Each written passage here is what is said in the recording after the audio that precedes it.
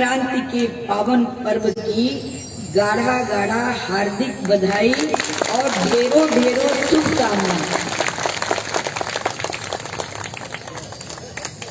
देखिए, अपनी भाषा सबको प्रिय लगती है, अलग अलग बोली, अलग अलग भाषा, पूरे भारतवर्ष में इतनी भाषाएं हैं कि हम लोग जीवन भर लग जाए तो भी सारी भाषाएं सीख नहीं सकते। इसीलिए भारतवर्ष में राष्ट्रभाषा हिंदी का प्रचलन है कि सभी लोग हिंदी पढ़ेंगे। हिंदुस्तान में रहकर हिंदी भाषा नहीं जाना तो क्या जाना। तो हिंदी हम सबकी मातृभाषा है। तो आप लोगों से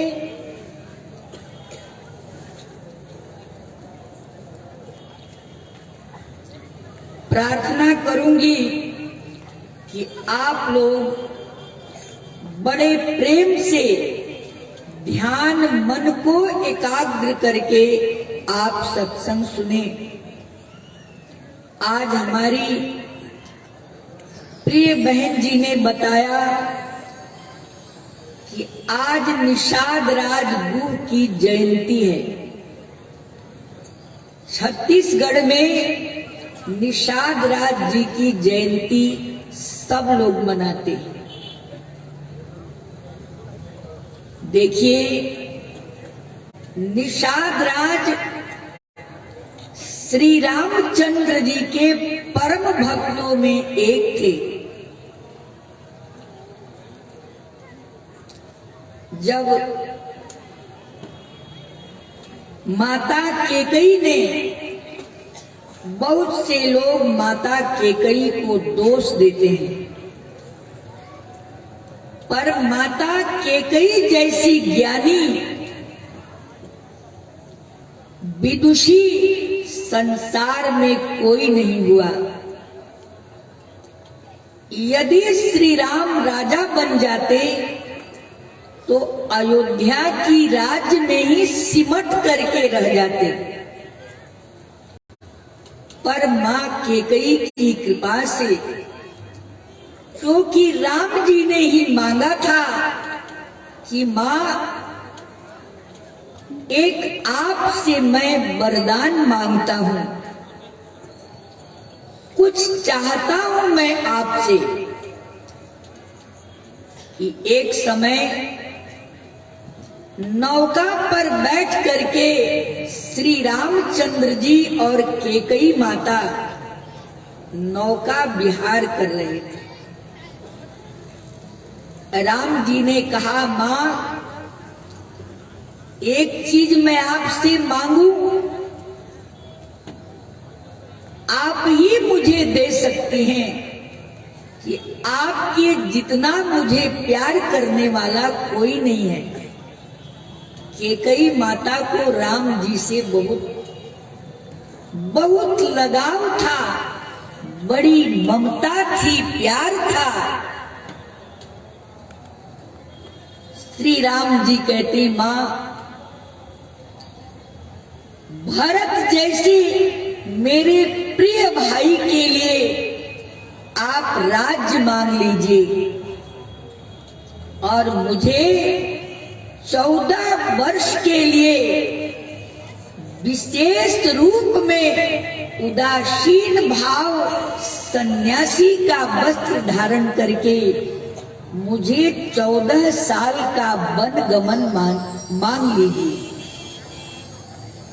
कैकेयी माता रोने लगी, लेकिन कहा, राम, जो तुम चाहते हो, भले सारा संसार मेरी निंदा करे, मुझे विधवा होना पड़े, लेकिन मैं आपकी इच्छा अवश्य पूरी करूंगी। और माता केकई ने अपने 2 वरदान मांगे ऐसे समय में कि सुबह श्री रामचंद्र जी का राज तिलक युवराज पद की प्राप्ति होने वाली थी। केकई माता जी ने 2 वरदान मांगा, भरत को राज तिलक और राम को तपस्वी वेश में सुबह होते ही 14 साल के लिए वनवास। वनवास काल में लक्ष्मण जी भी साथ में आए, माता जानकी भी, क्योंकि रामचरितमानस से हमें बड़ी शिक्षा प्राप्त होती है। भाई कैसा होना चाहिए, पुत्र कैसा होना चाहिए, पिता कैसा होना चाहिए, पति कैसा होना चाहिए और पत्नी कैसी होनी चाहिए। आज हम कहते हैं भाई हो तो लक्ष्मण जैसा, पत्नी हो तो मां जानकी जैसी, और सेवक हो तो हनुमान जी के जैसे। सुबह होते ही रथ पर बैठ करके सुमंत जी तीनों को तमसा नदी के तीर पर लाते हैं। सारे अयोध्यावासी श्री राम के साथ वन गमन के लिए वो भी तैयार हो गए कि जहां राम तहां अवध निवासु, उहाई दिवस जहां भानु प्रकाश। जहां राम नहीं वो अयोध्या कैसी। हम सब की आत्मा राम है, हम सब का हृदय अवध है, अयोध्या है। लेकिन जैसे अयोध्या मंदिर में ताला पड़ गया था, ऐसे हमारे मन मंदिर में भी अज्ञानता का ताला पड़ गया। हम अपने आत्मा राम को नहीं पहचानते। तो देखिए, प्रभु की माया से सारे प्रजावासी गहरी नींद में सो गए और सबको छोड़कर श्री राम, माता जानकी, लक्ष्मण श्रृंगवेरपुर में गुह निषाद राज के राज्य में पहुंचे। निषाद राज देखते हैं कि कुशा की चटाई, पत्तों का बिस्तर लगाकर माता जानकी और प्रभु श्री राम विश्राम कर रहे हैं। निषाद राज बड़े दुखी हो गए और लक्ष्मण जी से वार्तालाप करने लगे कि कैकई कितनी मंदमती है, जिसने सुख के अवसर पर श्री राम को दुख दे दिया। विलाप करने लगे। लक्ष्मण जी ने ऐसा सत्संग सुनाया कि निषाद राज का अंतःकरण का पट खुल गया। कहते हैं लक्ष्मण जी, हे निषाद राज, को काहू नहीं सुख दुख करदा,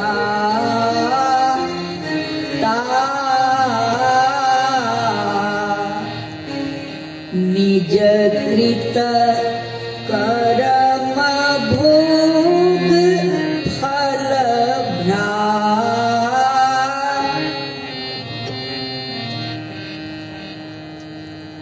जोग वियोग भोग भल मंदा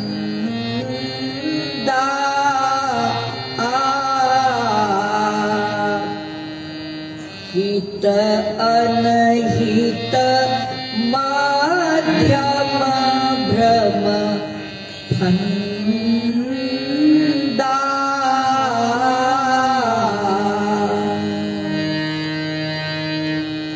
जन्म मरण जहाँ लगी जग जालू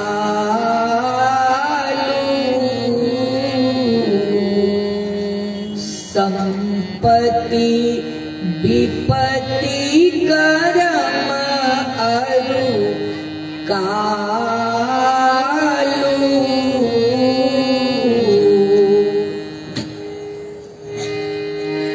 देखिया सुनिया दुनिया मन माही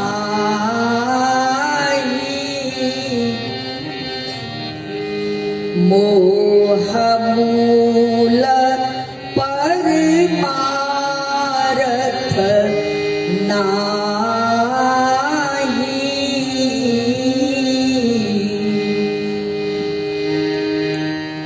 मोह निशा सब सोवन हारा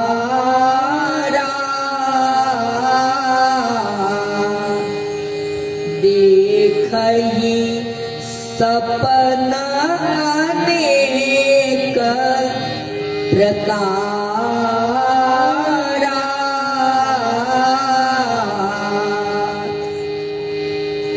एहि जग जामिनी जागहि जोगी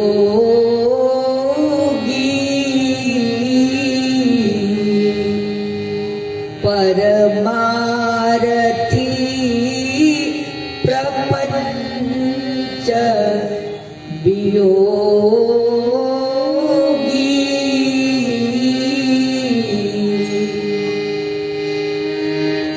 राम ब्रह्मा परमारथ रूपा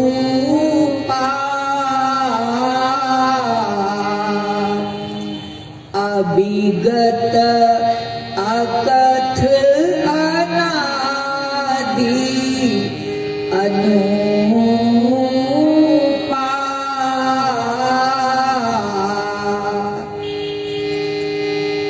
राम ब्रह्मा परमार सखा परम परमारथ एहू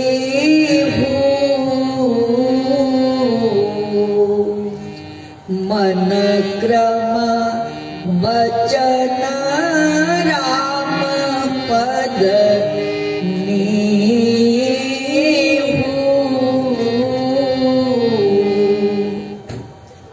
ये कुछ श्री रामचरितमानस की चौपाइयां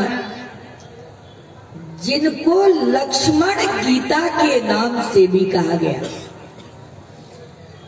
लक्ष्मण जी कहते निषाद राज कैकेयी माता को दोष मत दीजिए। आदमी अपने कर्म से सुख पाता है, अपने कर्म से दुख पाता है। ना कोई किसी को दुख देता है, ना कोई किसी को सुख देता है। ये अपने अपने कर्मों का फल है।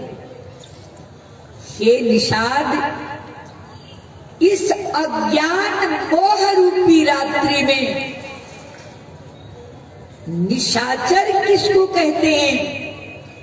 निशा कहते हैं रात्रि को, और विचरण करने वाले मोह रूपी रात्रि में विचरण करने वाले निशाचर कहे गए।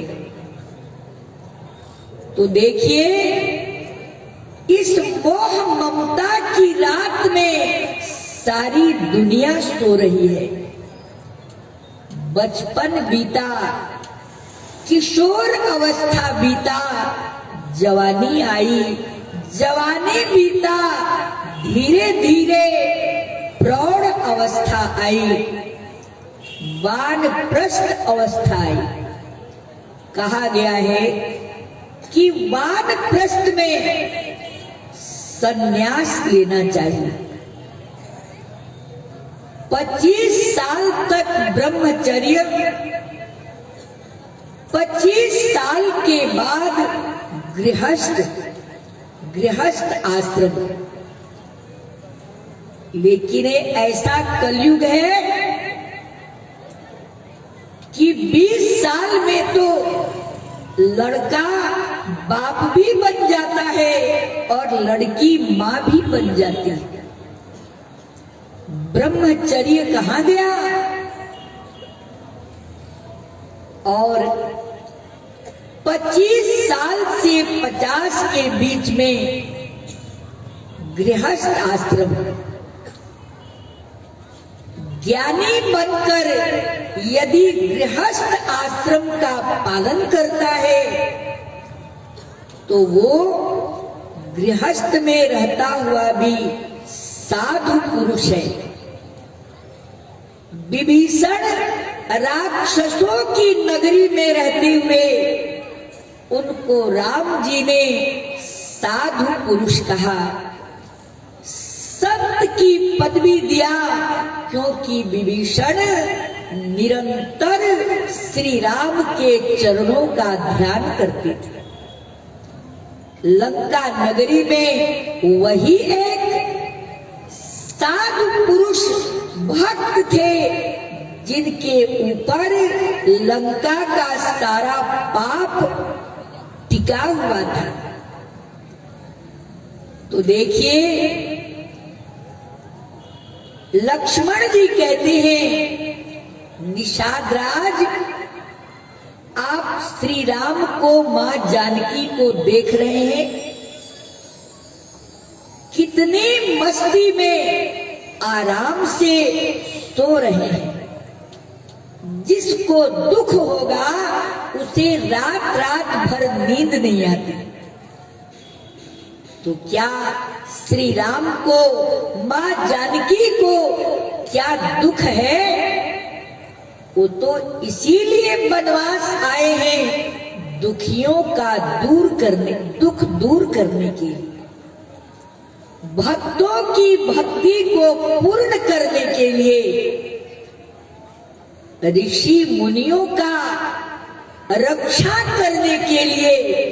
उनका तो अवतार ही इसी काम के लिए हुआ है। सत्य एक है कि राम सगुण ब्रह्म है और मन, क्रम और वचन से उनके चरणों में स्नेह करना, प्रेम करना, यही सबसे महान कर्म है। देखिए, ये तो त्रेता युग की बात है, भूतकाल बीता हुआ, पर वर्तमान में, इस वर्तमान में क्या राम नहीं आए होंगे? क्या सद्गुरु रूप में श्री राम अवतरित नहीं होंगे आज? क्या कृष्ण की आत्मा आज नहीं आई होगी? आई होगी, लेकिन हम लोग सगुण की पहचान नहीं करते, हमको ज्ञान नहीं है, हम अज्ञान रूपी रात्रि में सोए हुए। भाइयों बहनों,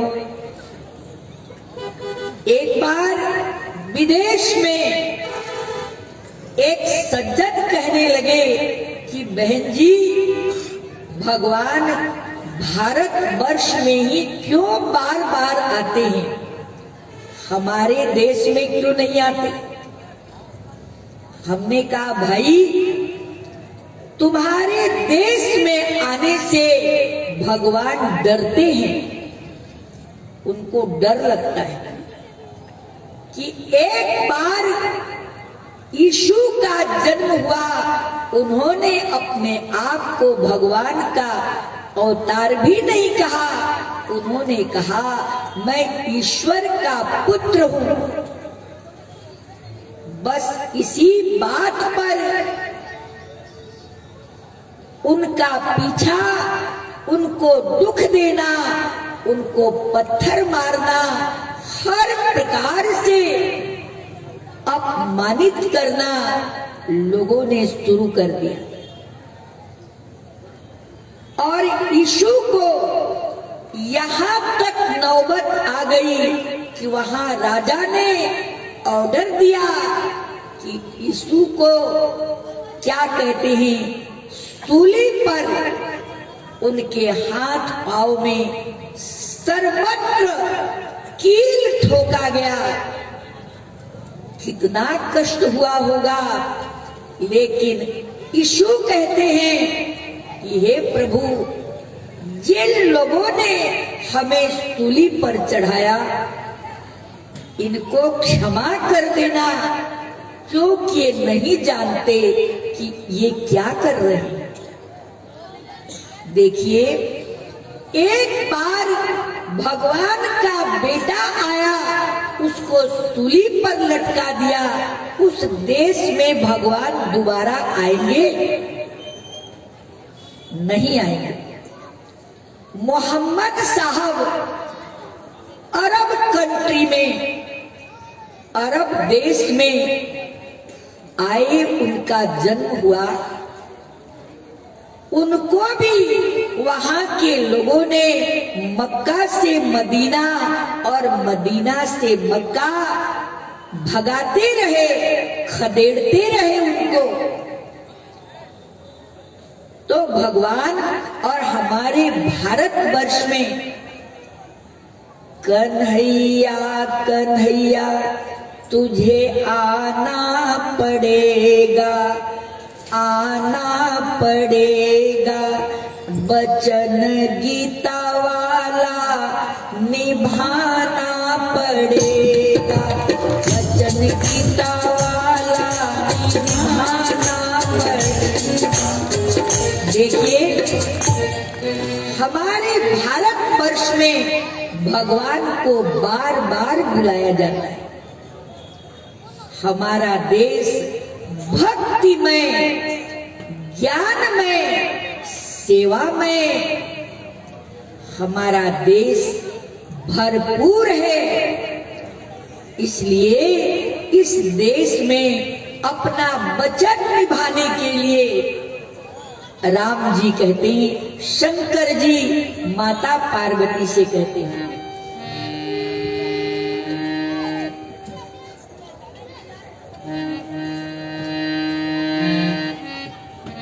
जब जब होई धर्म की हानि,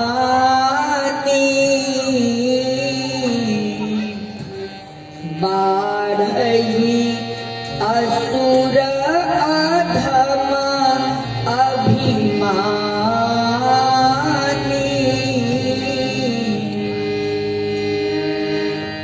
तब तब धरी प्रभु विविध शरीरा,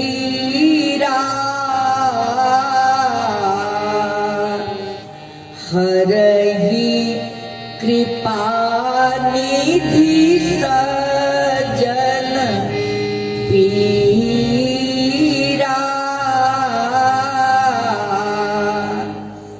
गीता शास्त्र कहता है,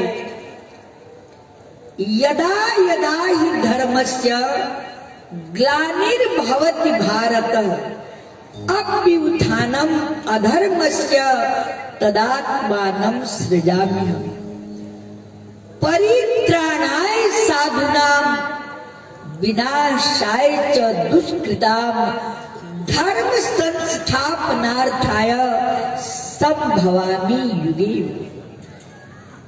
तो क्या आज भगवान नहीं आए होंगे? बड़े प्यार से मिलना सबसे दुनिया में इंसान रे, बड़े प्यार से मिलना सबसे दुनिया में इंसान रे।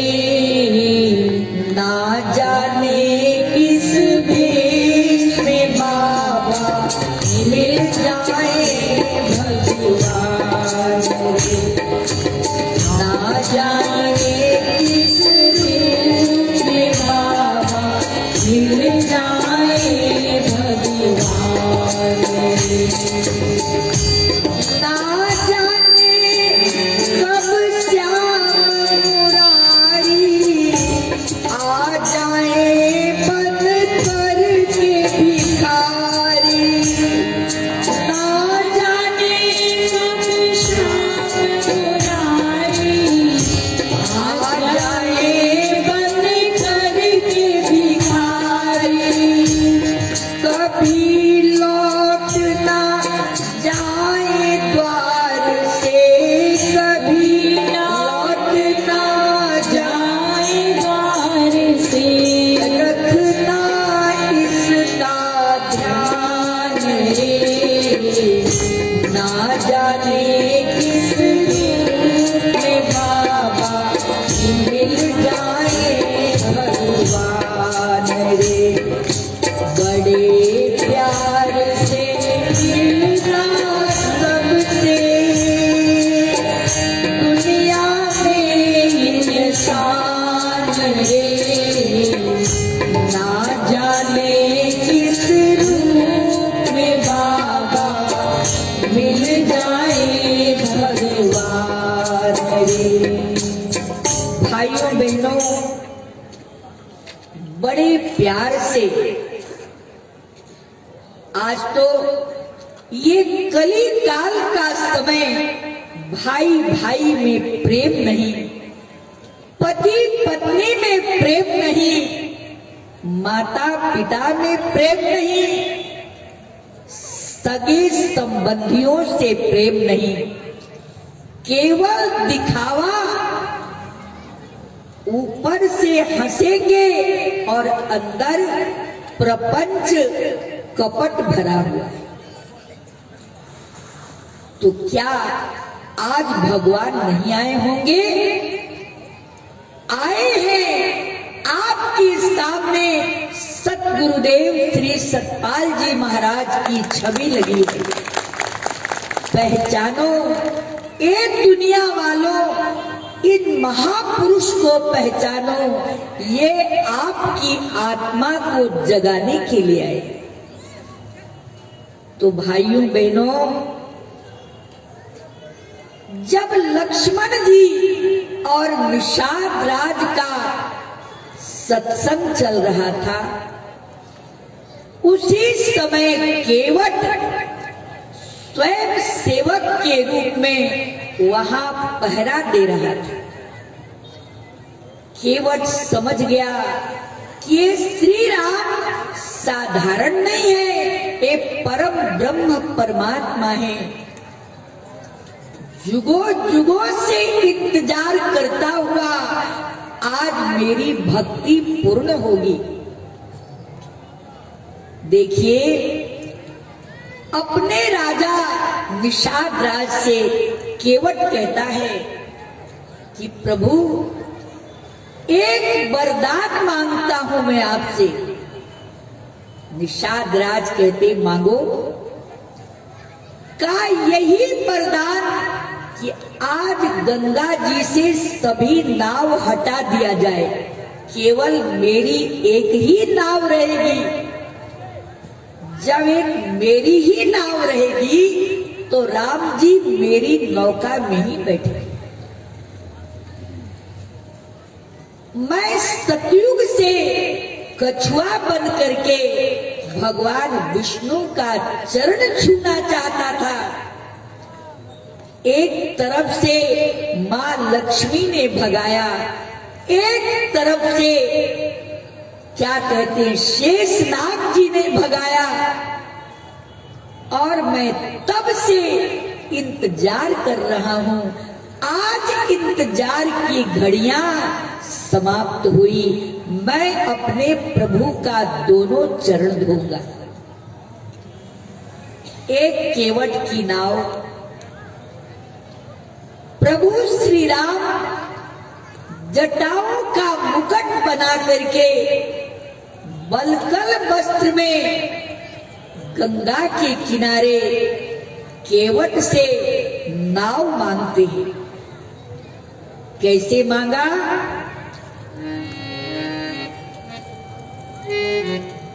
मांगी नाव न केवट आना,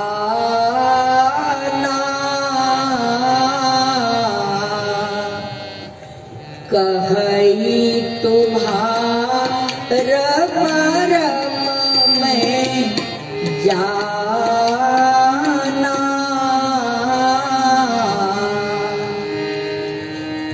चरण कमल राज कह सब कहाई,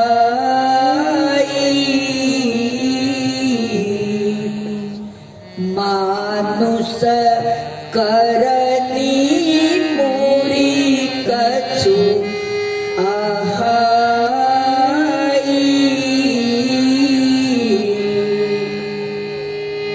छुअत सिला भई नारी सुहाई,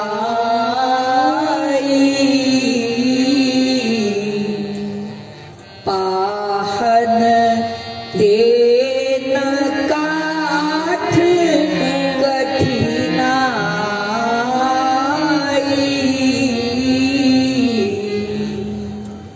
केवट कहता है कि मैं आपके मर्म को जानता हूं। लक्ष्मण जी सोचते हैं कि मैं तो बचपन से अपने प्रभु श्री राम भैया के साथ रहा, पर मैं आज तक इनके मर्म को नहीं जान पाया। और एक केवट कहता है कि मैं मर्म को जानता हूं। जब वाल्मीकि ऋषि के कुटिया में श्री राम लक्ष्मण मां जानकी गए तो वाल्मीकि ऋषि कहते हैं, हे राम, आप मुझसे अपने आप को छुपा नहीं सकते। विधि हरि शंभु न चावन हारे, तो न जानहि मरम तुम्हारा, और को जो जानहि हारा।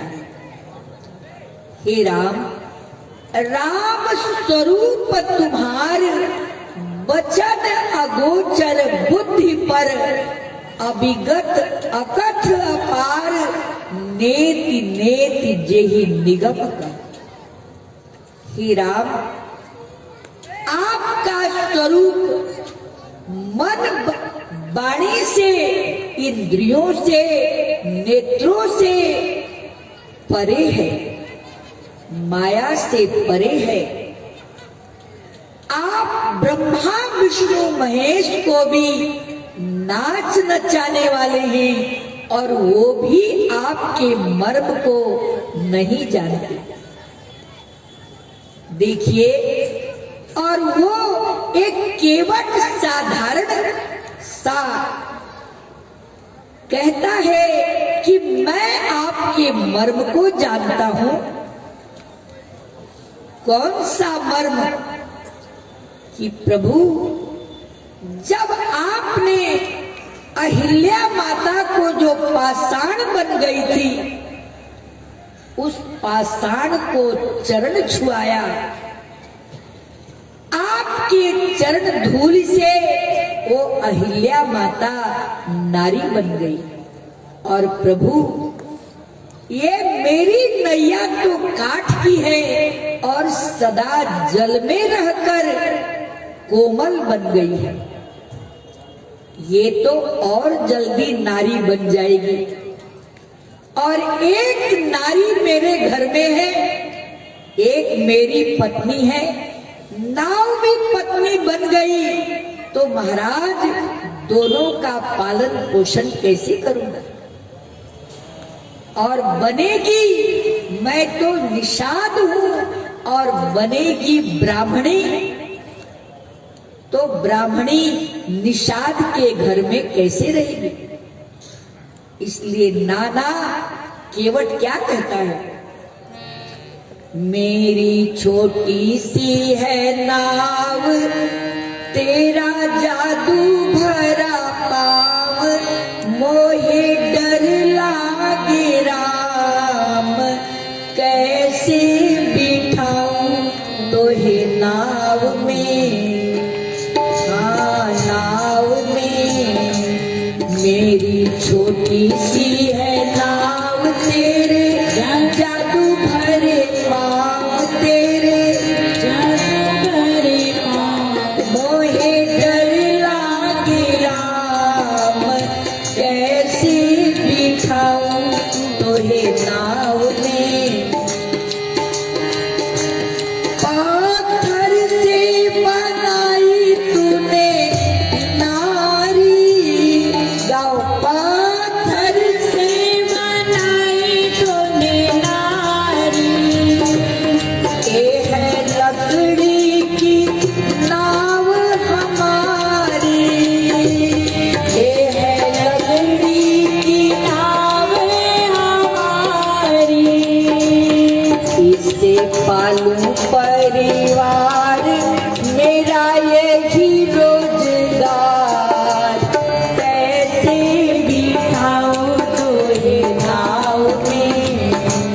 मेरी छोटी सी है नाव, तेरे जादू भरे पाँव, मोहे डर लागे राम, कैसे बिठाऊं तोहे नाव में।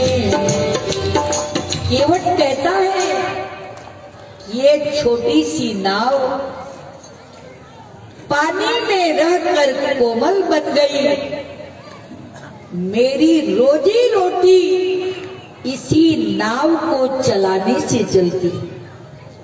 प्रभु,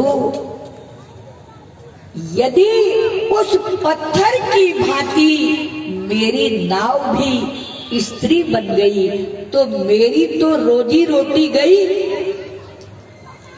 इसलिए एक बात आपको माननी पड़ेगी, तो मेरी रोजी रोटी भी नहीं जाएगी और आप गंगा से पार भी हो जाएगी। केवट क्या मनवाना चाहता है? एक बात मानो तो बिठाओ, एक बात मानो तो बिठाओ, तेरे चरणों की रज को निकालो, तेरे चरणों में रज को निकालो, मेरा संशय हो जाए दूर, कर तुम्हें हो मंजूर, आओ तो बिठाऊं तुम्हें नाव में। मेरी छोटी सी है नाव, तेरे जादू भरे पाँव, मोहे डर लागे राम, कैसे बिठाऊं तुम्हें नाव में। देखिए, एक बात आपको मेरी माननी पड़ेगी, वो प्रेम में इतना पागल हो गया कि छोटा बालक तोतली भाषा में अपने माता पिता को अपशब्द भी बोलता है तो माता पिता बड़े प्यार से सुनते हैं। इसी प्रकार केवट के अटपटे शब्द को सुन करके कि मैं आपके चरणों को बिना धोए पार नहीं ले जाऊंगा, जिद पकड़ लिया बालक की भांति। भाइयों बहनों, श्री राम जी कहते हैं कि केवट देर मत करो, जल्दी लाओ, मेरे चरणों को धोकर पार करो, हमें ज्यादा देर यहां नहीं ठहरना है।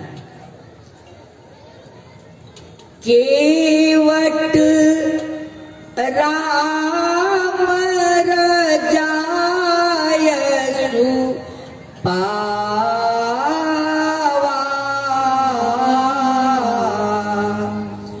पानी कठौता भरी ले आवा, अति आनंद उमगी अनुरागा,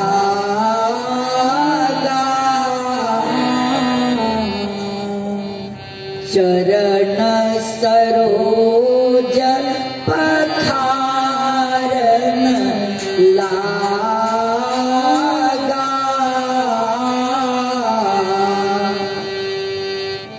बरसी सुमन सुर सकल सिहाई,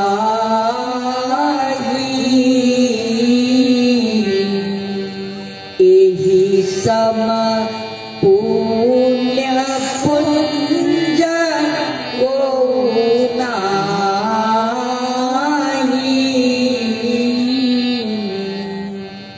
देखिए,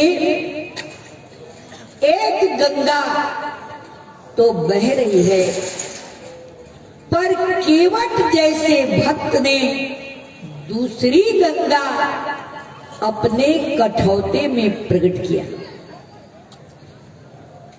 गंगा को पूजनीय क्यों मानते हैं? कि भगवान विष्णु का चरणामृत, विष्णुपदी गंगा, जिसको भगीरथ महाराज ने तप करके गंगा को धरती पर ले आए। भाइयों बहनों, बड़े उमंग के साथ प्रेम से चरण धोता है और प्रभु को पहले चरणामृत पीता है, अपने परिवार वालों को पिलाया। पद पखारी जल पान करी, आप सहित परिवार, पितर पार करी, प्रभु ही पुनि मुदित गयऊ ले पार। ऐसा भक्त केवट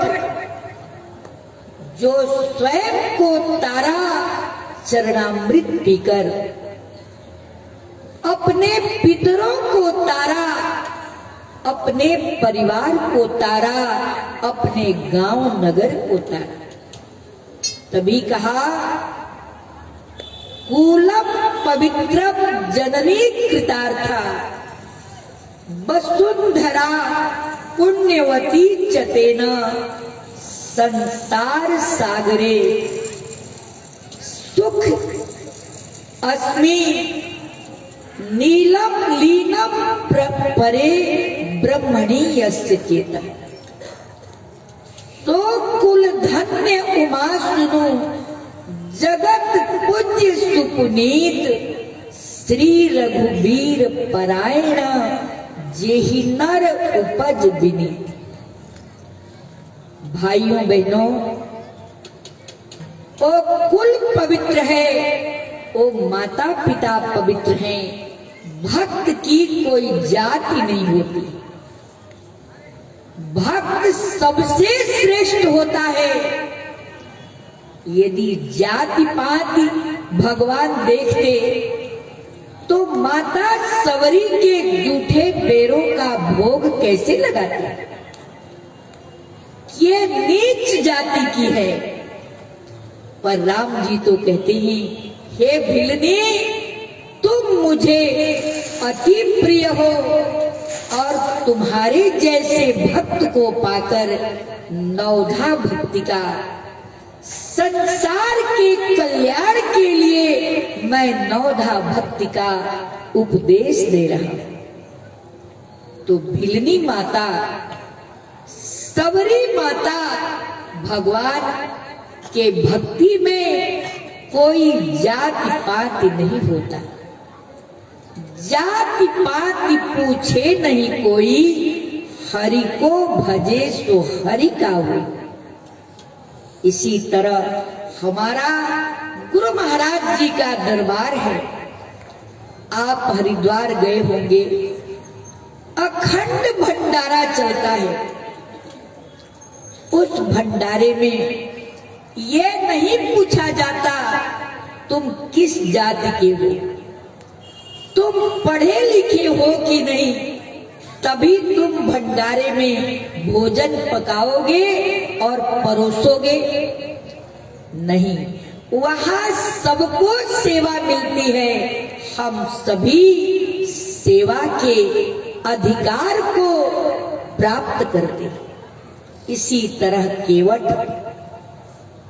छोटी जाति होकर परम भक्त अपने कुल परिवार, अपने पितरों को भी सबको तार दिया और नाव पर बिठाकर क्या कहते हैं, बड़े प्रेम सहित पाँव धोए, बड़े प्रेम सहित पाँव धोए, पाप जन्म जन्म के खोए, पाप जन्म जन्म के धोए।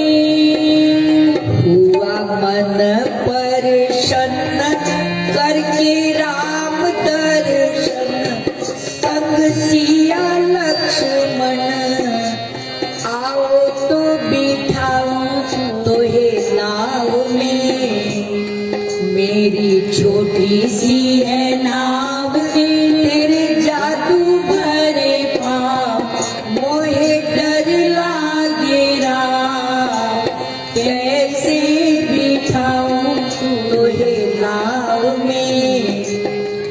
बड़े प्रेम से चरण धोया और प्रभु को, माँ जानकी लक्ष्मण जी को अपनी नाव में बिठाकर धीरे धीरे वो नाव चलाता, धीरे धीरे वो नाव चलाता, केवट गीत खुशी के गाता, केवट गीत खुशी के गाता।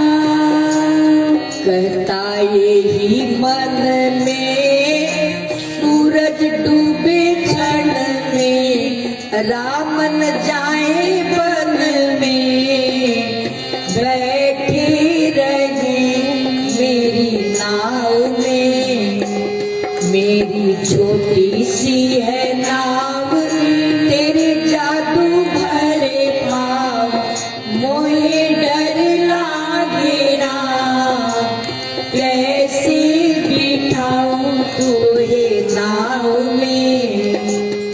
देखिए, मन में कहता है सूर्य नारायण, जल्दी आप अस्त हो जाइए, रात हो जाए कि आज राम जी, लक्ष्मण जी, सीता जी मेरी नाव में ही विश्राम करें। कितना प्रेम छलक रहा है केवट का, कितना महान भक्त हो गया। देखिए, नाव गंगा के किनारे पहुंची, उतरी ठाड़ भय सुर शरीरेता, सिया राम गुह लखन समेता,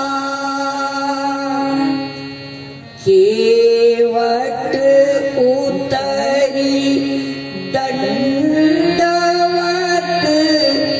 कीन्हा, प्रभु ही सकुचि एहि नहीं कछु दीन्हा। उस समय माता जानकी ने अपनी मणियों की मुद्रिका उतार कर प्रभु श्री राम को देती। कहा, महाराज आप संकोच त्याग करके केवट को उतराई दीजिए। केवट कहता है कि मुझे उतराई नहीं चाहिए, बहुत काल मैं कीन्हा मजूरी, आजु दीन्हा विधि बनी भली भूरी,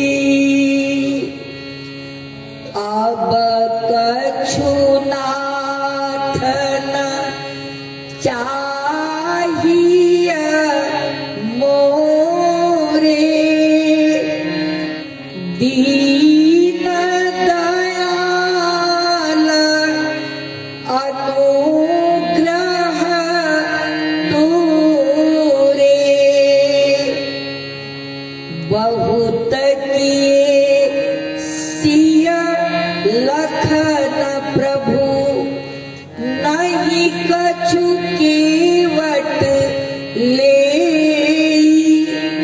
विदा कीन्हा करुणायतन, भगति विमल बरुदे।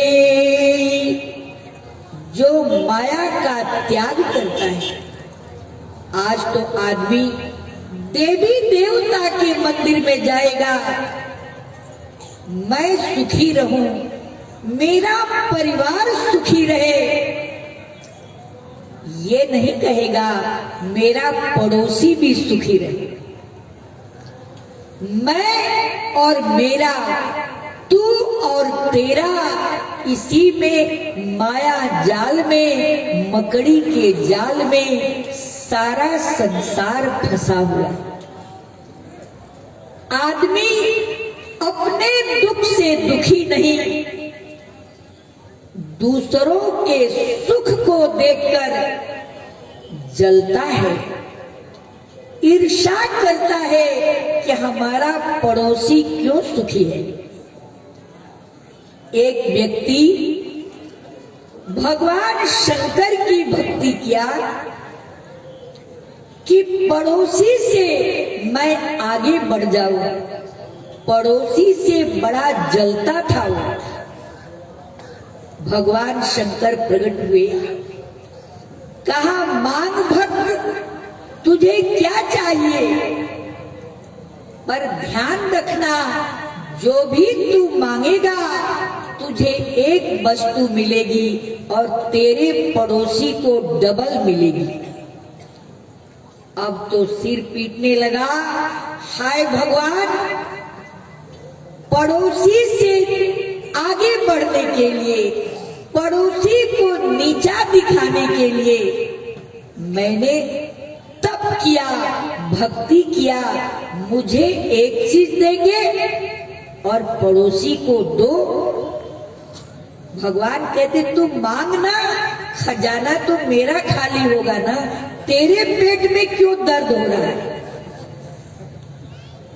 तब वो भगत कहता है कि प्रभु आपका नियम ठीक उल्टा है। अब मुझे सोचने दीजिए कि मैं क्या मांगू। क्या मांगता है? हे भोलेनाथ, मेरी एक आंख फूट जाए। मेरी एक आंख फूटेगी तो पड़ोसी की दोनों फूट जाएगी। अपना नुकसान कराकर पड़ोसी का, उसको दुखी करना चाहता है। और क्या मांगा कि मेरे घर के आगे एक कुआं बन जाए तो पड़ोसी के घर के आगे डबल कुआं बन जाएगा।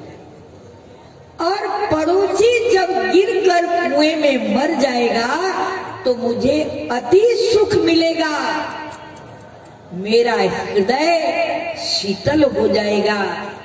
तो आज आदमी अपने आप को सुखी चाहता है और दूसरों को दुख पहुंचाना चाहता है। ये कहाँ का नियम है?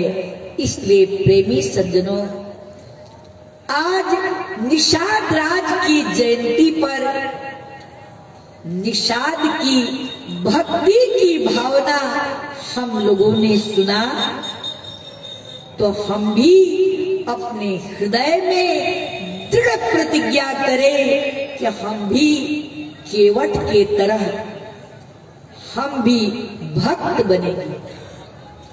और उस समय तो केवट को चरणामृत मिला, पर आज तो जब हम लोग हरिद्वार जाते हैं तो समाधि से सभी प्रेमी डोलू भर भर के चरणामृत लाते हैं। कितनी कठिनता से केवट को चरणामृत मिला, और आज इस कली काल में कितना सरल हो गया कि हम सबको गुरु महाराज जी का चरणामृत मिल जाता है, उनका चरण रज मिल जाता है। हम कितने भाग्यशाली हैं। हमारे भाग्य के ऊपर हमें स्वाभिमान है कि हमें ऐसे सतगुरु मिले। एक बात मुझे याद आ गई, हम लोग ट्रेन से जा रहे थे कहीं, तो एक सज्जन पूछने लगे कि आपके गुरु कौन है? हमने कहा हमारे गुरु महाराज सतगुरुदेव श्री सतपाल जी महाराज। और भैया आपके गुरु कौन है? कहने लगा मुझे अपने गुरु का नाम बताने में शर्म आ रही है। हमने कहा क्यों भाई? अरे गुरु का नाम तो बड़े गर्व से लेना चाहिए। कहा बहन जी मेरे गुरु तो जेल में पड़े हुए। तो देखिए ऐसे ऐसे गुरु भी संसार में, पर हम सबको कितना स्वाभिमान है कि हमें गुरु महाराज जी सतगुरु रूप में प्राप्त हुए, ज्ञान मिला। तो देखिए अब समय हो चुका है, कल की सूचना आप लोगों को दी जाएगी। जिनको उपदेश मिला है, जो भक्त हैं गुरु महाराज जी के, उन्हें खूब भजन सुमिरन ध्यान साधना करनी चाहिए। बार बार चेतावनी गुरु महाराज जी देते हैं कि कलु आयो नाम जप नाम जप। तो इस घोर कलिकाल में हम सबका कल्याण नाम जपने से, सुमिरन करने से ही होगा। और कोई दूसरा साधन नहीं। तो भाइयों बहनों, हमेशा खेचरी मुद्रा का अभ्यास करें, नाम का सुमिरन करें, इसी में सेवा करें, तन से, मन से, धन से।